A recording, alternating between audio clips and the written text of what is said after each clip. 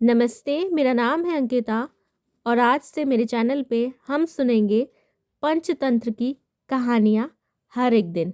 पंचतंत्र की कहानियों को लिखा है विष्णु शर्मा ने। आज की कहानी है जादुई पतीला। तो सुनते हैं साथ में जादुई पतीला को। सालों पहले पीतल नगर में किशन नाम का एक किसान रहता था। वह गांव के एक जमींदार के खेत पर काम करके किसी तरह अपना घर चलाता था। पहले किशन के भी खेत थे, लेकिन उसके पिता के बीमार होने के कारण उसने अपने सारे खेत बेच दिए। मजदूरी में मिलने वाले पैसों से पिता का इलाज कराना और घर का खर्चा चलाना मुश्किल हो रहा था। वो हर दिन सोचता कि कैसे घर की स्थिति को बेहतर किया जाए। आज भी इसी सोच के साथ किशन सुबह सुबह जमींदार के खेत पर काम करने के लिए निकला। खुदाई करते समय उसकी कुदाल किसी धातु से टकराई और आवाज हुई। किशन के मन में हुआ कि आखिर ऐसा क्या है यहाँ। उसने तुरंत उस हिस्से को खोदा तो वहां से एक बड़ा सा पतीला निकला। पतीला देखकर किशन दुखी हो गया। किशन के मन में हुआ कि ये जेवरात होते तो मेरे घर की हालत थोड़ी सुधर जाती। फिर किशन ने सोचा कि चलो अब खाना ही खा लेता हूँ। किशन ने खाना खाने के लिए अपने हाथ की कुदाल उस पतीले में फेंक दी और हाथ मुंह धोकर खाना खाने लगा।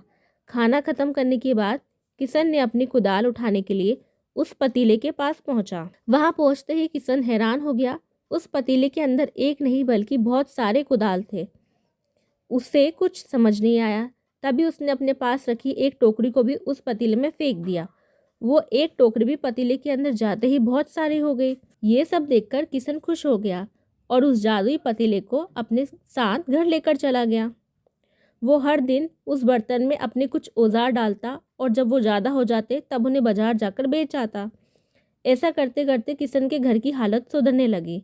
उसने इस तरह से बहुत पैसा कमाया और अपने पिता का इलाज भी करवा लिया। एक दिन किशन ने कुछ गहने खरीदे और उन्हें भी पतीले में डाल दिया। वो गहने भी बहुत सारे बन गए। इस तरह धीरे धीरे किशन अमीर होने लगा और उसने जमींदार के यहाँ मजदूरी करना भी छोड़ दिया। किशन को अमीर होता देख जमींदार मोहन को किशन पर शक हुआ। वो सीधे किशन के घर पहुंचा। वहां जाकर उसे जादुई पतीले के बारे में पता चला। उसने किशन से पूछा, तुमने यह पतीला कब और किसके घर से चुराया? डरी हुई आवाज में किशन बोला, साहब ये पतीला मुझे खेत में खुदाई के समय मिला था। मैंने किसी के घर चोरी नहीं की। खेत में खुदाई की बात सुनते ही जमींदार ने कहा, यह पतीला जब मेरे खेत से मिला तो यह मेरा हुआ। किशन ने जादुई पतीला ना लेकर जाने की बहुत मिन्नतें की, लेकिन जमींदार सोहन ने उसकी एक नहीं सुनी।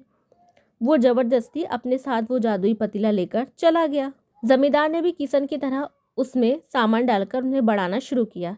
एक दिन जमींदार ने अपने घर में मौजूद सारे गहने एक एक करके उस पतीले में डाल दिए और रातों रात बहुत अमीर हो गया। एकदम से जमींदार के अमीर होने की खबर पीतल नगर के राजा तक पहुंच गई। पता लगाने पर राजा को भी जादुई पतीले की जानकारी मिली। फिर क्या था, राजा ने तुरंत अपने लोगों को भेजकर जमींदार के यहाँ से वो पतीला राजमहल मंगवा लिया। राजमहल में उस जादुई पतीले के पहुंचते ही राजा ने अपने आसपास मौजूद सामान को उसमें डालना शुरू कर दिया। सामान को बढ़ता देखकर राजा दंग रह गया। होते होते आखिर में राजा खुद उस पतीले के अंदर चला गया। देखते ही देखते उसे पतीले में बहुत सारे राजा निकल आए। पतीले से निकलकर हर राजा बोलता, मैं पीतल नगर का असली राजा हूँ। तुम्हें तो इस जादुई पतीले ने बनाया है। ऐसे होते होते सारे राजा आपस में लड़ने लगे और लड़कर मर गए। लड़ाई के दौरान वो जादुई पतीला भी टूट गया। जादुई पतीले के कारण राजमहल में हुई इस भयानक लड़ाई के बारे में नगर में सबको पता लग गया। इस बात की जानकारी मिलते ही मजदूर किशन और जमींदार मोहन ने सोचा, अच्छा हुआ कि हमने उस जादुई पतीले का इस्तेमाल सही से किया।